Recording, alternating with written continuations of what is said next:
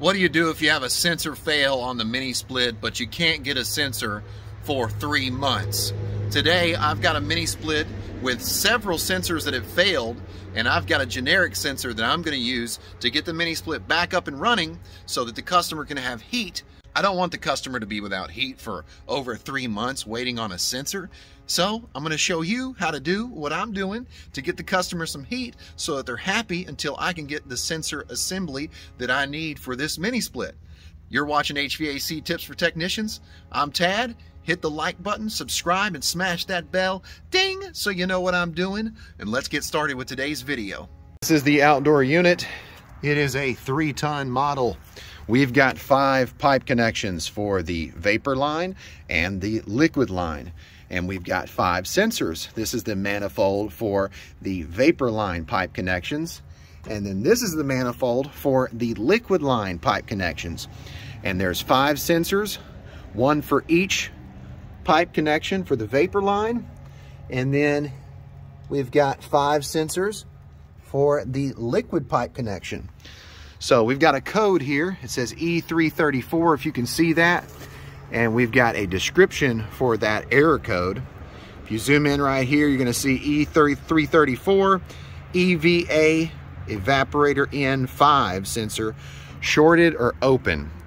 So what we're gonna do first is I'm going to take both of these Molex plugs off of this board because these are for the evaporator in and evaporator out sensors.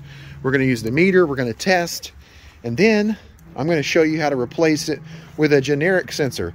These are some sensors that I had in my parts room. I think this went to American Standard heat pump, and this is a coil sensor. Now, you got to make sure you know what sensor you're dealing with, and we're going to talk about that in just a moment. Now that I've got the plugs off of the board, I cut the wire ties so I can separate the 2 assemblies, and then I can isolate what thermistor that I'm going to have to replace. We're going to be checking this Molex plug with these sensors because this is the evaporator in sensors. So we know that because it has a white Molex plug. So we've either got this is number 5 or this is number 5. We'll be able to figure that out once we start using our meter. And these are 10 kilo ohm sensors. So I've got 10 kilo ohm sensors that I'm going to use to replace one of those sensors with, unless we have more than one that's bad. We're going to be using the TESMEN meter. If you want the full review on this meter, this is like a $20, it's less than $20 for this meter. Super affordable, very compact, very nice, has an LED light. I'll do a full review, check out the link. I usually use my SC440, but I did a review on this meter and I really like it. So I'm going to be using that to test the sensors. Okay, so let's see what our sensor reads. 21, that's a good reading in the 10 kilo ohm range. That must be sensor number 1. Sensor number 2, 21. Sensor number 3, 21. So those are all reading the same. Those are good sensors. 20, that one was 21 too. I just didn't get my leads in there. Okay, now I guarantee this one's the bad sensor. What's it reading? 1.5. Oh yeah. So we need to replace this sensor, and it has a white covering. So we got to remember that. And it's on this end. Okay, let's go ahead and cut this sensor out and check it again. So I followed the wire. This is the wire. Okay. And it goes down. And it goes to number 5. And this is number 5 right here. So I'm going to cut this wire right here. I'm going to take this sensor out. The evaporator in sensors are on the liquid pipe connections. Okay? The evaporator out sensors are on the manifold that connects to the vapor pipe connections. Just in case you didn't know.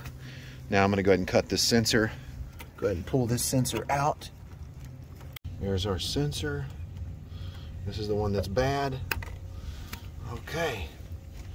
That's the one that's bad. Look at that. Ooh. All right, this is the sensor we're going to use. So I'm going to splice these wires, get some wire nuts, and let's go ahead and check this sensor. Make sure it's a 10 kilo ohm sensor. All right, so we got the leads on the sensor that we're going to use to replace. It's reading 23, so that's good. This is a 10 kilo ohm sensor. If it was a 100 kilo ohm sensor, it would read 200 or 100 instead of just 20. If that makes sense to you. Hopefully it does. Comment below. Let me know it makes sense. Let me know, hey, please explain some more, and I will. Okay, so I've stripped back some wire there. That's at least 1 inch. And I'm ready to install my new sensor, so I'll cut this plug off and go ahead and strip these wires. I'm stripping the wires with some wire strippers. And then when you try to get these two wires here to separate, you may need to use something like this to cut right in the middle and pull the wire apart, or you may need a razor knife. So I just want to show you that. I'm going to go ahead and cut this end off, and then I'm going to use some wire nuts. And also this metal piece right here, don't lose this. This is what holds this sensor right here, the old type of sensor, inside of that pipe.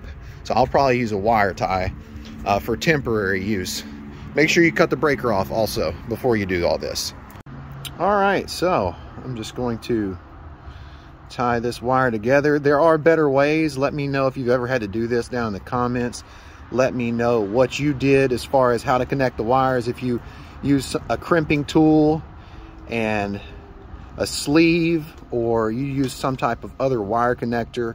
Also, there are smaller wire nuts in this orange one, so you could use a little bitty blue wire nut if you wanted to, and that would work pretty well. Just make sure you get the wires nice and tight together. Also, I did cut off a lot of excess wire because I'm just not going to use all of this wire. And this was a older sensor that I had that was still in the package in the parts room, so probably not going to use that sensor, but I'm glad to have them. You may need to have some sensors like this in your parts room or on your service vehicle just so you can get the customer back up and running.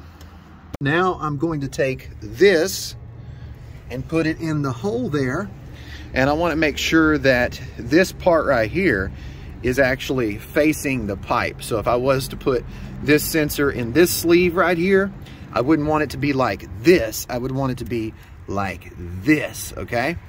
So I'm going to put it right in here like this, okay? It's gonna be a little bit of a tight fit. We're gonna make it work. So you can see the sensor's in place. We got a little bit sticking out. We're gonna see what happens when we put the white plug back in place. All right, tuck all those wires back in there. Look at that. That code just disappeared. Inside for our wall mount air handler, you can see how it's blinking. This is what it does when it has an error code like that E334. Now I'm just going to turn it off, turn it back on, and it'll go back to working. Okay, got the unit in the bathroom here. I'm going to turn it on too. Heating. What do I do now? Now that I've got the temporary repair in place, I ordered the new sensors. I didn't only order the evap in sensors, I ordered the evap out sensors because I know if one sensor is starting to go bad, that means the other sensors are likely going to go bad.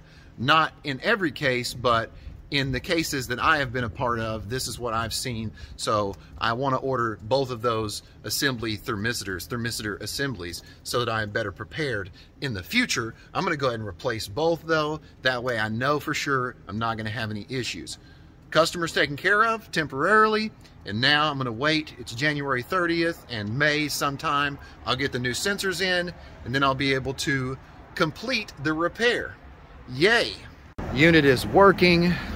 We do not have any codes, and I've tucked all those wires back into the panel here so I can put the actual cover on. So pretty excited. Check out this meter, really nice. I hope you enjoyed today's video. I hope you learned something. If you did learn something, let me know what it was down in the comments. If you've got advice, if you got a question, put it down in the comment section. Questions can become content. If you would like a guide to help you to troubleshoot sensors, a resistance chart, I can send you that You just click the join button, become a member, level 1, and I'll give you my email, and that can lead to you getting a bunch of guides, like helping you to troubleshoot mini splits, learning more about geothermal, airflow and duct design. I got a bunch of guides for my members. Thank you so much for watching. Hit that like button, subscribe, and hit the bell, ding, before you leave. You've been watching HVAC Tips for Technicians. I'm Tad, and I'll keep you cool if you let me.